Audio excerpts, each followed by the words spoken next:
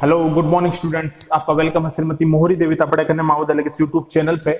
और हम डिस्कस कर रहे थे कंटिन्यू जो फैमिली थी रूटिएसी को हम डिस्कस कर रहे थे। रूटिएसी में हमने देखा था इसको हम सिट्रस फैमिली भी बोलते हैं।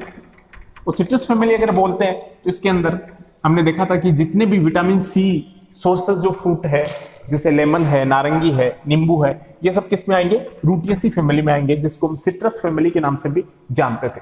इसके बाद हमने इसमें इन्फ्लोरोसेंस भी देखा था कि कैसा होता है। एंडोशियम गायनोशियम जो थे इनको भी हमने डिस्कस किया था। आज हम बात करेंगे कि इसमें जो फ्रूट होता है वो कैसा होता है। अगर हम फ्रूट की बात करेंगे कि जो फैमिली रूटिएसी है इसमें फ्रूट कैसा होगा, फ्रूट की अगर मैं बात करूं तो फ्रूट इसमें जो है वो कैसा होगा? बेरी फ्रूट होगा। और कैसा होगा?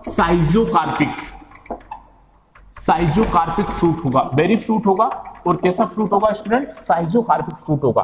बेरी फ्रूट होगा और यहां पे कैसा फ्रूट होगा? साइजोकार्पिक फ्रूट्स होगा। अब जो बेरी फ्रूट होगा और जो साइजोकार्पिक फ्रूट्स होगा वो किसमें होगा? फैमिली रूटिएसी में, जिसको हम क्या बोलते हैं? सिट्रस फैमिली बोलते हैं। तो फ्रूट में भी बेरी होगा और कैसा होगा? साइजोकार्पिक फ्रूट्स होगा। किसमें? फैमिली रूटिएसी में, जिसको हम क्या बोलते हैं? Citrus family.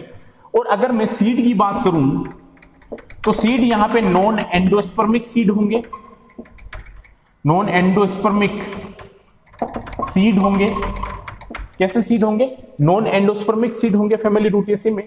तो यहां पे नॉन एंडोस्पर्मिक सीड्स भी होंगे। और जो इंपॉर्टेंट इसका पार्ट है फ्लोरल फॉर्मूला, इसको हम डिस्कस करेंगे। फ्लोरल फॉर्मूला मैंने आपको बताया था कि इसके अंदर जो फ्लोरल फॉर्मूला होगा वो क्या क्या होगा। तो हमने देखा था कि ये कंडीशन होती है, इसमें ये साइन होगा, मींस एक्टिनोमॉर्फिक फ्लोर होगा। एक्टिनोमॉर्फिक होगा।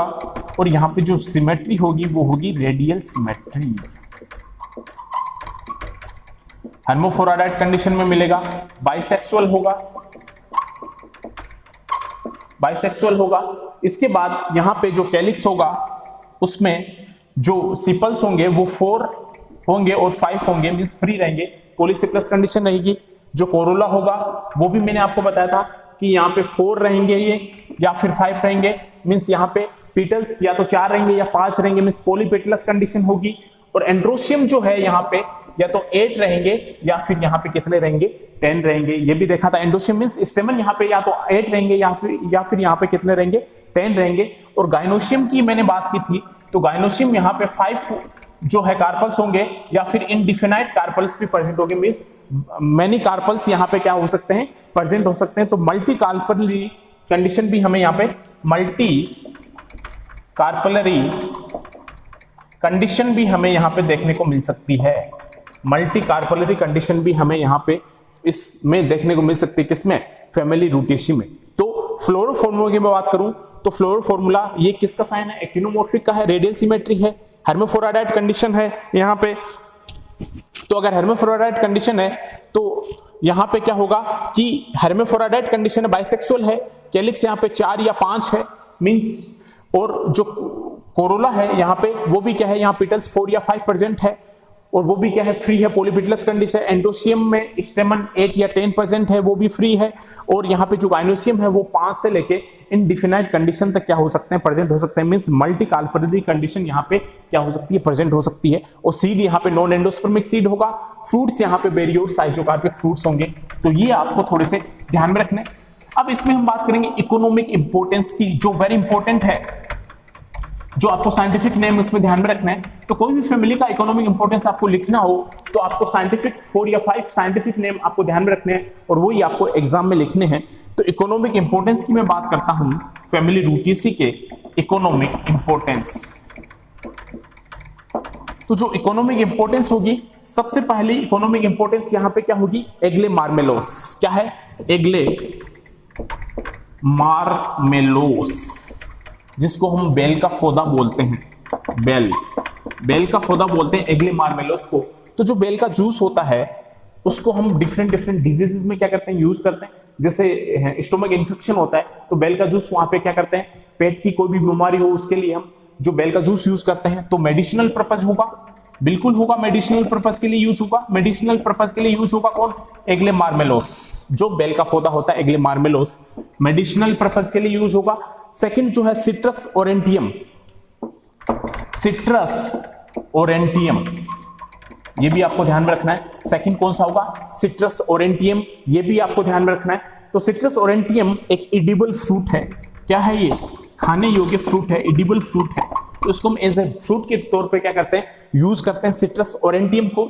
और जो थर्ड इकोनॉमिक इंपोर्टेंस है वो है यहाँ पे citrus media, citrus media. Citrus media हम बोलते हैं किसको? नींबू को। सिट्रस मेडिया हम किसको बोलते हैं? नींबू को बोलते हैं। और नंबर 4 जो कंडीशन है यहाँ पे वो है मुराया एक्सोटिका। तो ये मैंने आपको वहां पे भी बताया था, मुराया एक्सोटिका, जब हम डिस्कस कर रहे थे वेजिटेटिव कैरेक्टरिस्टिक्स के, इसको हम कामिनी बोल रहे थे। और कामिनी जो प्लांट है ये ऑर्नामेंटल पर्पस के लिए यूज होता है। ऑर्नामेंटल पर्पस मींस सजावट के तौर पे इसको हम क्या करते हैं? यूज करते हैं। ऑर्नामेंटल पर्पस के तौर पे क्या होता है? ये यूज होता है, सजावट के तौर पे इसको हम क्या करते हैं?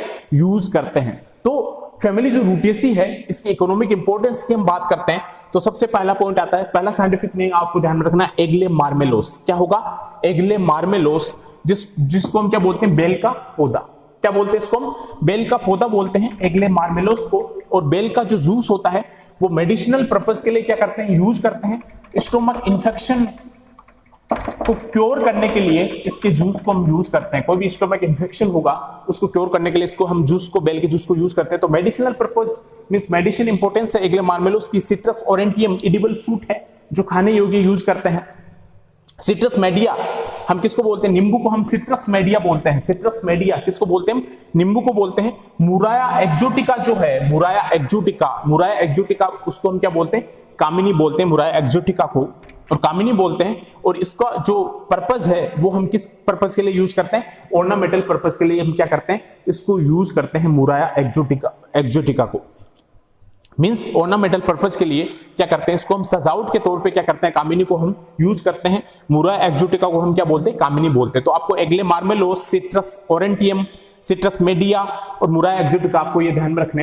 तो ये जो फैमिली रूटिएसी इसके इकोनॉमिक इंपोर्टेंस थे जिसको हम डिस्कस किया। हमने फ्लोरल फॉर्मूला भी देखा इसका, हमने सीड देखा कि सीड कैसा होता है। इसके बाद हमने इसके फ्रूट्स को भी डिस्कस किया कि इसका फ्रूट्स कैसा होता है। इसके बाद हमने ऑल ओवर जो रूटिएसी फैमिली इसको हमने डिस्कस कर लिया, जिसको हम ऑरेंज फैमिली के नाम से भी जानते हैं, सिट्रस फैमिली, या फिर आप ऑरेंज फैमिली के नाम से भी जानते हो इसको। कौन सी family? Orange family means.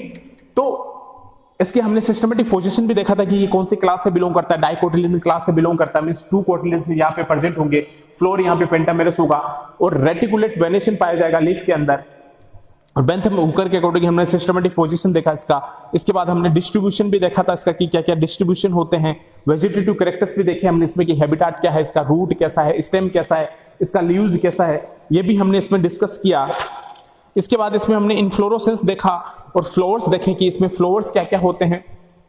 Inflorescence इसमें जो था वो रेसिमोस टाइप का भी था, सोलिटरी इन्फ्लोरोसेंस भी था। फ्लोर हमने देखे, फ्लोरिंग हमने एसेंशियल और जो एसेसरीज वॉल्स थे उनको भी हमने डिस्कस किया था, कैलिक्स, कोरोला, एंड्रोशियम, गाइनोशियम। तो इन सबको हमने डिस्कस किया था कि इसमें कितने जो सिपल्स प्रेजेंट होंगे, कितने पिटल्स प्रेजेंट होंगे, कितने कार्पल्स प्रेजेंट होंगे, कितने स्टेमन्स इनमें प्रेजेंट होंगे। ये सब हमने इसमें डिस्कस किया था कि जो कैलिक्स थे वहां पे 4 और 5 पिटल्स यहाँ पे प्रेजेंट थे और सिपल्स प्रेजेंट थे। पॉलीसिपलस कंडीशन हमें यहाँ पे देखने को मिल रही थी। कोरोला में यहाँ पे 4 और 5 पिटल्स प्रेजेंट थे, पॉलीपेटलस कंडीशन यहाँ पे देखने को मिल रही थी। एंडोशियम में यहाँ पे 8 और 10 स्टेमन थे, तो यहाँ पे वो कम भी हो रहे थे और वो वहां पे ज्यादा भी मिल सकते हैं एंडोशियम।